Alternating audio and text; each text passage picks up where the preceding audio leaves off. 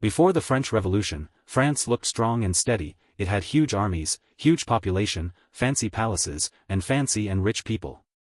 But it wasn't. France was on the verge of being more broke than my bank account. France had spent a lot of money helping the Americans in their war against the British that they were financially cooked. To make money, France started heavily taxing its ordinary and poor civilians, but they didn't tax the rich ones. Then things got worse. Harvest fumbled harder than Lunchley, so bread prices exploded.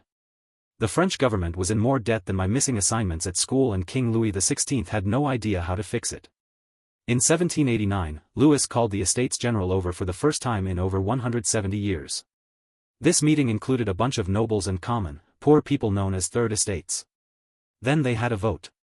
Sounds fair, right? Wrong. The first two estates were rich but had very little population, while the Third Estate represented most of France's population. Somehow, the result was that the Third Estate got fried.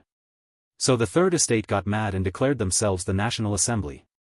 The country kicked them out of the meeting hall, but they went to a tennis court instead. No, literally they went to a tennis court.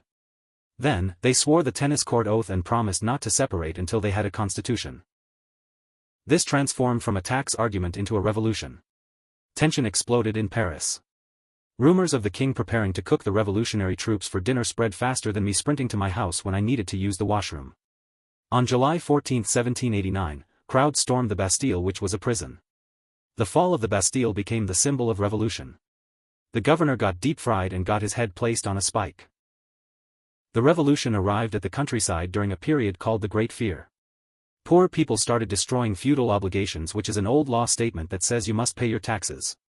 Many people believed the nobles were plotting to murder them, so people started acting like the hantavirus was coming. The National Assembly set up a bunch of national sovereignty, which were basically political stuff set up by the people. In October 1789, thousands of women marched from Paris to Versailles declaring that they would get bread, political changes, and free YouTube Premium.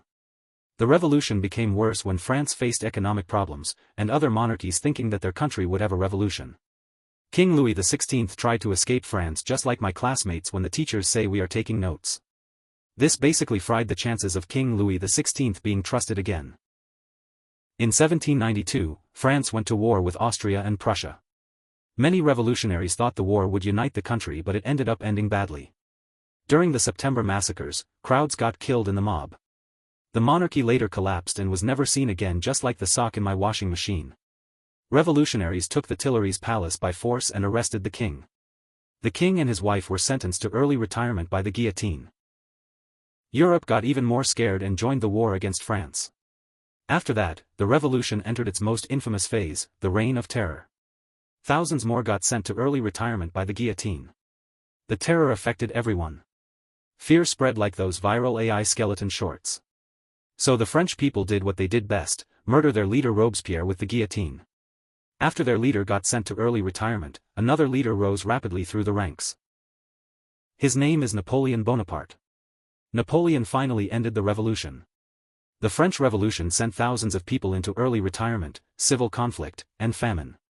But it also changed politics by it also showed people to challenge higher authorities. But sadly, nobody had tried to stop Donald Trump.